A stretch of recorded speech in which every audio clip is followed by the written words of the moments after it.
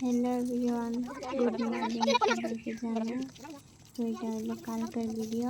তো আমি এডিট করছিলাম না, তো কালকে যাইতেছিলাম মা কালী।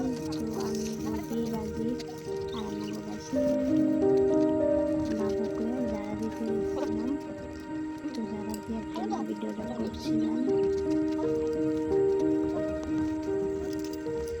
দেখো আমাদের এখানে মানে চারণ এত সবুজ, মানে আমাদের বিরাট ভালো লাগে, কিন্তু আমরা মানে বাইরে তো আসি না, তো তাই আমরা সারাদিন খালি বাড়িতে থাকি। তার জন্য মানে ভিডিও দিতে পারি